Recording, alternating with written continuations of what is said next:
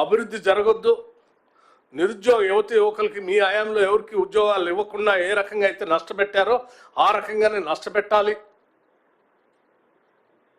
అనేటువంటి ఒక దుర్మార్గపు ఆలోచనతో ముందుకు పోవటం అనేది బాధ్యత కలిగినటువంటి ప్రతిపక్షంగా ఇది సరైనది కాదని నేను చాలా స్పష్టంగా చెప్పదలుచుకున్నాను. 10 ఏళ్ళు పరిపాలన చేసినటువంటి మీరు మల్లన్న సార్ దగ్గర భూసేకరణ చేశారే, అనేక ప్రాజెక్టుల దగ్గర భూసేకరణ చేశారే, ఏనాడు కూడా మేము ప్రజాస్వామ్యయుతంగా గొంతెత్తి ప్రజల పక్షాన్ని మాట్లాడాం తప్ప ఎప్పుడు ఈ రకమైన దాడులు చేపించలేదు కదా. ఈ రకంగా లేకపోతే ఒకళ్ళు తలబాలు కొట్టో, లేకపోతే బట్టలు చింపటో, లేకపోతే ఇంకో రకంగా చేయటం, లేకపోతే ఇంకోళ్ళు రెచ్చగొట్టే కార్యక్రమాలు చేయలేదు కదా. న్యాయస్థానాలు ఆశ్రయించారు, యంత్రాంగం దృష్టి తీసుకొచ్చారు, పత్రికల ద్వారా ప్రజలకు తెలియజెప్పారు, ఉన్న వ్యవస్థలన్నింటినీ వాడి మేము దృష్టి తీసుకొచ్చాం. ఏనాడు ఇటువంటి దుర్మార్గ కార్యక్రమాలు చేయలేదే. ఎందుకు ఈరోజు మీరు ఇటువంటి దుర్మార్గ కార్యక్రమం చేస్తూ ఉన్నారు? ఒక కలెక్టర్ మీద దాడి చేపిస్తే ఇక ఏ జిల్లాలో కూడా ఎటువంటి పరిపాలన సంబంధమైనటువంటి కార్యక్రమాలు జరగకుండా భయభ్రాంతులు సృష్టిద్దామని అనుకుంటున్నారేమో చాలా స్పష్టంగా చెప్తా ఉన్నాం. ఈ ప్రభుత్వం అత్యంత ప్రజాస్వామ్యయుతంగా ఉంటుంది, అలాగే చట్టాన్ని అమలు చేసే ప్రక్రియలో కూడా చాలా స్పష్టంగా ఉంటుంది. మీ కుట్రలు ఈరోజు దాడి చేసినటువంటి ఆ వ్యక్తి మీ పార్టీకి సంబంధించిన వ్యక్తి అని మీరు ప్రకటన కూడా చేసుకున్నారు. ప్రకటన చేసి ఏమన్నా తప్పు జరిగింది, పొరపాటు అయింది అని ఏమన్నా సంజాషి ఇచ్చారా సమాజానికి కానీ ప్రభుత్వానికి కానీ అంటే లేదు. అదేదో గొప్ప పని అయినట్టుగా చేస్తా ఉన్నాను. నేను అడుగుతా ఉన్నాను, 10 సంవత్సరాలు ఈ రాష్ట్ర ముఖ్యమంత్రిగా చేసిన కేసీఆర్ గారిని అడుగుతా ఉన్నాను, మీరు ఈరోజు ప్రతిపక్షంలో ఉన్నారు, ఇది కరెక్టా? మీరు బయటకు వచ్చి మాట్లాడండి. మీకు బాధ్యత కలిగిన ముఖ్యమంత్రిగా 10 సంవత్సరాలు చేశాను. ప్రభుత్వంలో ప్రభుత్వ కార్యకలాపాలు నిర్వహించేటువంటి ఒక అధికారి పైన ఈ రకంగా చేతులు చేసి లేకపోతే దాడి చేసే కార్యక్రమం ఎడుదారి తీస్తూ ఉంది. ఏం చేద్దాం అనుకుంటున్నారు మీరు? ఇది తీవ్రంగా మేము పరిగణ తీసుకుంటున్నాం.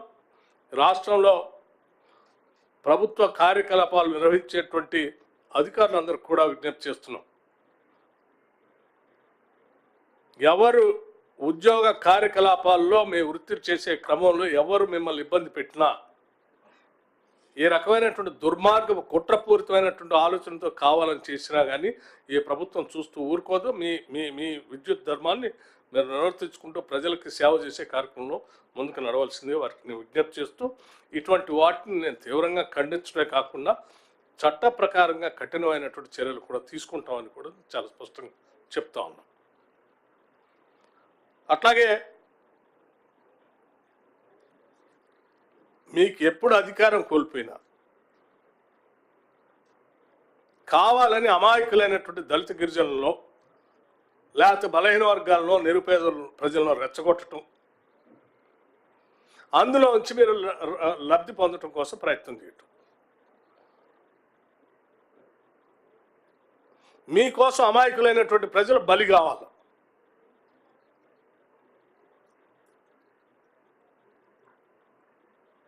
ఆ రోజుల్లో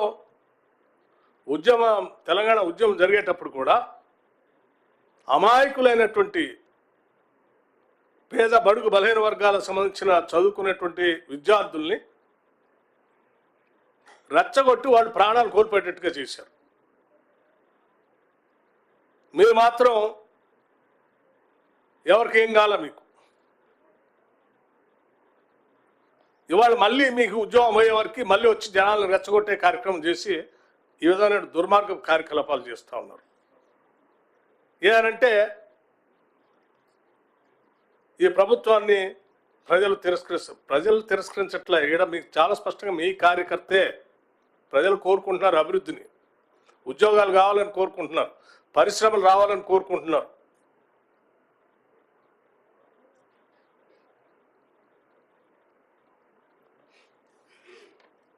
ప్రతీక్ జైన్ ఒక నిబద్ధత కలిగినటువంటి జిల్లా కలెక్టర్. ఐటీడీఏలో అమాయకులైనటువంటి గిరిజనుల కోసం ఒక మంచి కార్యాచరణ పథకంతో పనిచేసి భద్రాచలం పరిసర ప్రాంతంలో మంచి పేరు తెచ్చుకొని వచ్చినటువంటి అధికారి, నిత్యం పేద ప్రజల కోసం పనిచేసేటువంటి అధికారి. ఆయన్ని ప్రజలతో మాట్లాడాలా లేకపోతే భూసేకరణకు సంబంధించిన దానిపైన చర్చ జరపాలంటే ఎస్ ప్రజల పక్షాన్ని నేను ఉన్నానని వచ్చాడు. ప్రభుత్వం కూడా అదే చెప్తుందని వచ్చాడు. వచ్చినటువంటి వ్యక్తితో మీరు కూర్చొని మాట్లాడి ఏం కావాలో ప్యాకేజ్ అని అడగాల్సిందిపై దాడి చేస్తారా? అట్లాగే ఇంకో ఆయన సురేష్ అనే వ్యక్తి, వీడియో క్లిప్పింగ్స్ కూడా చూశాను. ఎంత డ్రామాటిక్గా కలెక్టర్ దగ్గరికి వచ్చి మాట్లాడి ప్రజల పక్షాన మాట్లాడుతున్నట్టుగా తీసుకుపోయి ఈ రకమైన దాడి చేసి కంటిన్యూస్గా అతను ఫోన్లు మీ అధికారులతో మీ నాయకత్వంతో మాట్లాడుతూ వాళ్ళు ఇచ్చిన డైరెక్షన్ ప్రకారం అక్కడ చేసిన కార్యక్రమం చేస్తూ ఉన్నారు. కాల్ డేటా కూడా అంతా తీస్తూ ఉన్నాం. దీని వెనక ఎవరు ఎంత పెద్దవాళ్ళు ఉన్నా సరే ప్రభుత్వ యంత్రాంగం పనిచేసే కార్యకలాపాలు అడ్డుకొని భౌతిక దాడులు చేయడం కోసం ప్రయత్నం చేస్తూ ఉంటే ఎంత పెద్దవాళ్ళైనా ఉపేక్షించేది లేదు. ఎవరినైనా చట్ట ప్రకారం శిక్షిస్తాం. ఈ రాష్ట్రంలో చట్టబద్ధమైనటువంటి పాలన అందిస్తాం. అట్లాగే ప్రజాస్వామ్యయుతంగా స్వేచ్ఛగా భావాలను వ్యక్తపరచడానికి కావలసిన వ్యవస్థను కూడా ఏర్పాటు చేస్తాం. మీరు భయపెట్టి దాడులు చేసి ఎవరు మాట్లాడకుండా చేయాలని చేస్తే ఊరుకునే ప్రసక్తి ఉండదని చాలా స్పష్టంగా చెప్పడం కోసమే నేను ఈరోజు మీ మధ్యకు వచ్చాను. మిత్రులు, మీరు కూడా మనం ఈరోజు ఈ రాష్ట్రం అభివృద్ధి చెందాలని, బాగా వెనకబడి ఉందని, ఇక్కడ ఉన్న వనరులు ఆస్తులు అన్నీ ఎవరో దోపిడి గురవుతున్నాయని, ఆ దోపిడి గురి కాకుండా ఇక్కడ ఉన్నటువంటి వనరులన్నీ ఉపయోగించుకొని ఈ ప్రాంత వ్యవసాయంతో పాటు పారిశ్రామిక అభివృద్ధితో పాటు ఉద్యోగ అవకాశాలు కల్పించుకోవడం కోసం ప్రత్యేక రాష్ట్రం తెచ్చుకున్న ఈ రాష్ట్రంలో ఇత్యాది కార్యకలాపాలు అనేకం ఇవాళ మొదలుపెట్టాం. పబ్లిక్ సర్వీస్ కమిషన్ ప్రక్షాళన చేశాం. నిరుద్యోగ యువకుల కోసం క్యాలెండర్ ప్రకటించాం. ఉద్యోగాల్లో మీరు అవి జరగకుండా ఉండాలని రకరకాలైన కుటిల ప్రయత్నాలు చేస్తే కూడా ఆ ప్రయత్నాలు సఫలీకృతం కాకుండా మేము సక్సెస్ఫుల్గా ఎగ్జామ్స్ కండక్ట్ చేసుకుంటూ ముందుకు పోతా ఉన్నాం. ఇప్పటికే 55,000 మందికి నిరుద్యోగ యువకులకు ఉద్యోగ అవకాశాలు కల్పించాం. భవిష్యత్తులో కూడా ఇంకా కల్పించబోతా ఉన్నాం. ఇంటిగ్రేటెడ్ రెసిడెన్షియల్ స్కూల్స్ తీసుకొస్తా ఉన్నాం. రకరకాలైనటువంటి స్కిల్ యూనివర్సిటీని తీసుకొస్తా ఉన్నాం. అడ్వాన్స్డ్ టెక్నాలజీ సెంటర్స్ని 65 అడ్వాన్స్డ్ టెక్నాలజీ సెంటర్స్ని రాష్ట్రంలో ఏర్పాటు చేస్తూ ఉన్నాం. వీటితో పాటు ఈ పరిశ్రమలు కూడా తీసుకొని వస్తే ఇంకా ఉద్యోగ అవకాశాలు వస్తాయనే ఆలోచనతో ముందు పోతున్నాం. తప్పనిసరిగా ఆ పరిసర ప్రాంతంలో మంచి అభివృద్ధి కార్యక్రమాలతో పాటు పరిశ్రమలతో పాటు అక్కడ ఉన్నటువంటి రైతులకు కానీ భూములు కోల్పోయినటువంటి వాళ్ళకి కానీ మంచి R&R ప్యాకేజ్ ఉంటుందని, దానికోసం మీరు ఏ స్థాయిలో ఎవరితో మాట్లాడటానికైనా సిద్ధంగా ఉన్నామని, ఇటువంటి దాడులు చేసేటువంటి వాళ్ళపైన మాత్రం కఠిన చర్యలు తీసుకుంటామని చాలా స్పష్టంగా చెప్పదలుచుకున్నాం.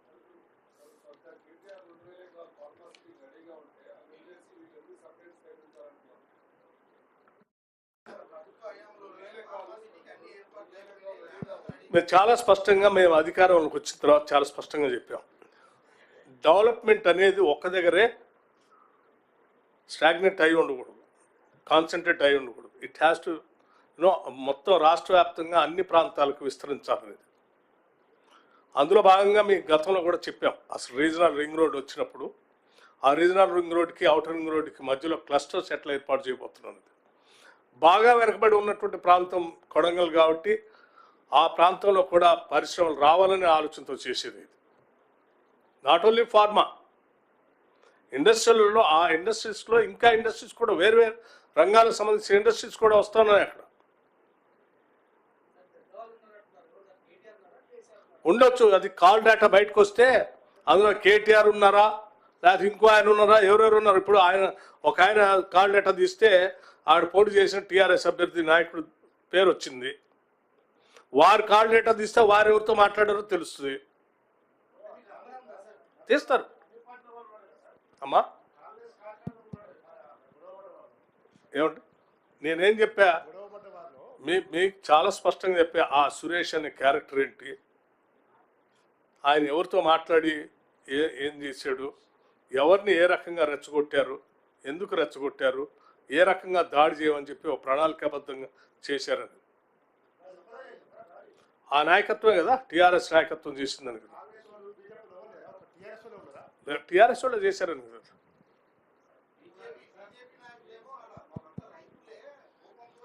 నేను అది కూడా చెప్పా, మీకు అమాయకులైనటువంటి రైతులే వాళ్ళు, అమాయకులైన రైతులే. ఆ రైతులను ఆ రకంగా రెచ్చగొట్టి ప్రోత్సహించి మీకు ఉదాహరణ కూడా చెప్పా. గతంలో వీళ్ళు ఏం చేశారో మళ్ళీ ఇదే చేస్తున్నారు. చనిపోయిన వాళ్ళే వాళ్ళు రాజకీయ లబ్ధి పొంది 10 ఏళ్ళు పాలన చేసి పదవులు అనిపించిన వాళ్ళు వీళ్ళు. పాపం వాళ్ళు అమాయకులైన రైతులు, వాళ్ళకి మంచి R&R ప్యాకేజ్ ఇవ్వాలని ప్రభుత్వం ఆలోచనిస్తూ ఉంటే వాళ్ళ రెచ్చగొట్టి జిల్లా కలెక్టర్ మీద దాడి చేపించి వాళ్ళు నష్టపోయేటట్టు చేసి వీళ్ళు లబ్ధి పొందడం కోసం ప్రయత్నం చేసి ప్రభుత్వం మీద బురద జల్లి ప్రజలకి అంతిమంగా పరిశ్రమలు రాకుండా, ఉద్యోగాలు రాకుండా, అభివృద్ధి లేకుండా చేయాలనే కుట్ర ఇది.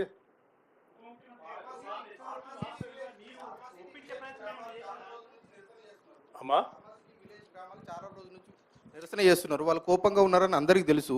మరి అక్కడ ఉన్నటువంటి లోకల్ పోలీసులు కావచ్చు, ఇంటెలిజెన్స్ వ్యవస్థ ఏం చేస్తుంది? అధికారులు వైఫల్యం కాదంటారా కలెక్టర్ మీద? ఒక్క నిమిషం, గతంలో చాలాసార్లు ల్యాండ్ ఎక్విజిషన్ జరిగిందా? చాలా ఉధృతమైనటువంటి రకరకాల నెలల తరబడి కూడా ఉద్యమాలు చేశారు కదా. ఎప్పుడైనా కలెక్టర్ల మీద, అధికారుల మీద ఎట్లా భౌతిక దాడి చేశారా?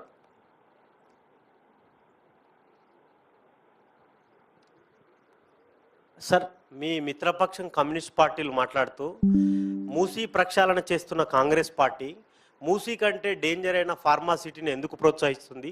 జనావాసాల మధ్య ఫార్మాసిటీని పెట్టాల్సిన అవసరం ఉంది, జనావాసాలకు దూరంగా పెట్టచ్చు కదా అని చెప్పి సిపిఐ నేతలు మాట్లాడుతున్నారు సార్. ఫైన్, వాళ్ళు చెప్పింది కూడా కరెక్టే కదా. అందుకే ప్రభుత్వం ఒక దగ్గర కాకుండా అక్కడక్కడక్కడ క్లస్టర్స్గా తయారు చేసి పెడతాం. ఒకటే దగ్గర పెడితే ఆ పొల్యూషన్ కాన్సన్ట్రేషన్ పెరిగి నష్టం జరుగుతుందనే కదా.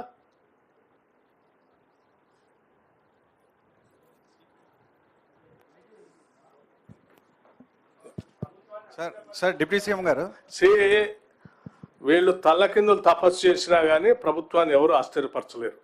ఈ కేటీఆర్ కాదు, కేసీఆర్ కాదు, హరీష్ భూమి ఆకాశం ఏకం చేసి కింద పైన తల్లకిందులు తపస్సు చేస్తే కూడా ఏం కాదు. మీరేదో ఢిల్లీ పోయి, దేనికి పోయారంటే ఢిల్లీ ఎవరి కోసం పోయినావు? ఢిల్లీ ఎవరిని కలిసావు? ఏం చేద్దాం అనుకుంటున్నావు? నువ్వు పోయి అక్కడ పోయి నువ్వు చేసిన తప్పిదాలన్నింటినీ కప్పిపుచ్చుకోవటం కోసం, లేకపోతే గవర్నర్ దగ్గర ఉన్నటువంటి పర్మిషన్ ఏదో మాట్లాడుకోవటం కోసం ఢిల్లీ పోయి ఆడ మాట్లాడుకొని మళ్ళీ ఆడ స్టేట్మెంట్, మహారాష్ట్రలో మేము ఏది ప్రజా వ్యతిరేకమైన కాంగ్రెస్ ప్రభుత్వాన్ని, కాంగ్రెస్ పార్టీకి వ్యతిరేకంగా ఓటేయండి అని. ఏంది? నువ్వే కదా బీఆర్ఎస్ పార్టీ పెట్టి, టీఆర్ఎస్ నుంచి బీఆర్ఎస్ పార్టీ పెట్టి మహారాష్ట్రలో ఈ దేశాన్ని పీడిస్తున్నటువంటి బీజేపీకి వ్యతిరేకంగా దేశవ్యాప్తంగా నా పార్టీతో ఎన్నికల్లో పాల్గొని గెలిచి దేశాన్ని ప్రత్యామ్నాయం ఇస్తావు, నేను మహారాష్ట్రలోంచే మొదలు పెడతానని చెప్పిన ఆయన నువ్వు ఇవాళ ఎన్నికలు నువ్వు ఎందుకు పోటీ చేయట్లేదు? మహారాష్ట్రలో పోటీ చేయకపోగా కాంగ్రెస్ పార్టీకి వ్యతిరేకంగా ఓటేయమని చెప్తున్నావు. ఎవరికి ఓటేయమని చెప్తున్నావు? మరి అట్లయితే కాంగ్రెస్ వ్యతిరేకంగా ఓటేయమని చెప్తావు అంటే నువ్వు ఎవరికి ఓటేయమని చెప్తున్నావు? బీజేపీకి ఓటేయమనే కదా. బీజేపీకి ఓటేవని నువ్వు నిన్నటిదాకా బీజేపీని తిట్టున్నావు, నువ్వు సడన్గా బీజేపీకి ఓటేవని ఎట్లా చెప్తున్నావు? దేనికోసం? మీకు ఆ ఢిల్లీలో జరిగిన మంతనాలు ఏంటి? మీ ఇద్దరి మధ్యలో వచ్చినట్టు ఒప్పందం ఏంటి? సార్ డిప్యూటీ సీఎం గారు, జనరలీ దిస్ పబ్లిక్ హియరింగ్స్లో అడిక్వేట్ పోలీస్ ఫోర్సెస్ డిప్లాయ్ చేస్తాం కదా sir. In this case why it was not followed sir? The district collector ప్రజల మీద నమ్మకంతోనే ఉంటాడండి ఎప్పుడైనా. కానీ మీరు ఈ రకమైన కుట్ర చేసి దాడి చేపిస్తారని అనుకోరు కదా, బాధ్యత కలిగిన నాయకులు కదా మీరు. సార్ ఇప్పుడు డిప్యూటీ సీఎం గారు కేటీఆర్ గారి ఢిల్లీ టూర్ మీద మీకు అనుమానాలు ఉన్నాయి. అనుమానాలు కాదు, ఉన్నది చెప్పాను కదా. ఒకటి. రెండోది ఏంటంటే ప్రభుత్వం పంపిన ఫైలు 15 రోజులుగా రాజ్భవన్ ఉంది. దీనికి దానికైనా లింక్ ఉందని మీకు డౌట్ ఉందా? ఏమండి, స్టేట్ గవర్నమెంట్ ఫార్ములా ఈ రేస్ మీద ఏసీబీ కేసు నమోదు చేయడం కోసం మీ స్టేట్ గవర్నమెంట్ పంపించిన ఫైల్ రాజ్భవన్లో 15 రోజులు అక్కడనే ఉంది. ఈలోపు కేటీఆర్ ఢిల్లీకి వెళ్ళారు. ఈ రెండింటికి ఏమైనా లింక్ ఉందంటూ మీకు Different అనుమానం గా ఉందా? కదా. మరి అందుకే వారు అంతా హడావుడిగా ఢిల్లీ పోయి వారు అందరితో మాట్లాడుకొని ఒప్పందం చేసుకొని బయటకు వచ్చి మరి వీళ్ళు మాట్లాడితే ఎట్లండి? ఆ టెండర్ల గురించి మాట్లాడుతాను నేను. అంటే ఇప్పుడు అరే గవర్నమెంట్ 30,000 కోట్లతో అయ్యేదాన్ని 1,60,000 కోట్లకు పెంచి అడ్డగోలు టెండర్లు పిలిచిన కేసీఆర్ అండ్ కేటీఆర్, హరీష్ రావు వాళ్ళ మాట్లాడేది టెండర్ల గురించి. గవర్నర్ అది కూడా ఆ టెండర్లు ఏంటి, అమృత ఏదో సంబంధించిన టెండర్లు మీరు పిలిచిన టెండర్లే కదా. అడ్డగోలుగా మీరు అడ్డగోలు పెంచి పిలిచారని క్యాన్సిల్ చేస్తే మీకంటే తక్కువకి